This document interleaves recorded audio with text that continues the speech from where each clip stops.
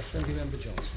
Yes, thank you, Chair. This motion welcomes the Generation Rent manifesto that was published recently, and if the Mayor spent as much time talking to tenants as he does with developers and investors, he might understand why I'm proposing this motion. Just over a year ago, Newham Council cut the funding for the Focus E15 hostel, putting 29 young single mothers at risk of eviction and homelessness.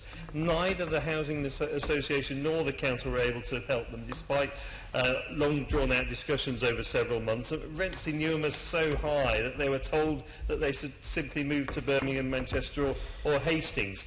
These mothers did refuse and protested. They actually, out of desperation, occupied a show flat and demanded action, which at least got them some homes in Stratford and Enfield here in London still. But they were one-year tenancies, so they were unable to get any kind of security for themselves and their children. And this is the type of story that is being repeated again and again and again. I hear from so many Londoners who are put in similar situations. How can Londoners survive on short-term tenancies with no controls on rents, no form of stabilisation policies? How can the Mayor ignore the plight of tenants in a city being bought up by rich investors? Generation Rent, I think, has made some sensible and modest proposals that could help tenants cope. They echo many of the reforms that the London Assembly's Housing Committee has proposed in recent years, such as things like rent stabilisation and longer and more secure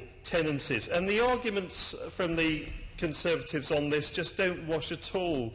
They argued back in the 1990s that the minimum wage would reduce the number of jobs. It turned out to be total nonsense, and when they got into government, they made no attempt whatsoever to repeal the minimum wage because they realised that their arguments were just scaremongering and nonsense. It's the same as your arguments on rent controls now. It's scaremongering and nonsense. It will not reduce the number of homes, and if we reformulate the market to make home ownership more affordable and more social housing, as well as simply an ever-growing private rented sector, a better balanced provision of housing would be much better for everyone. And there is a growing movement now in London demanding change, and some really passionate campaigners around. They want the Mayor to go to MIPIM and fight for their corner instead of cozying up to the developers and the investors which are doing so much damage to our constituents' lives here in London. So in proposing this motion,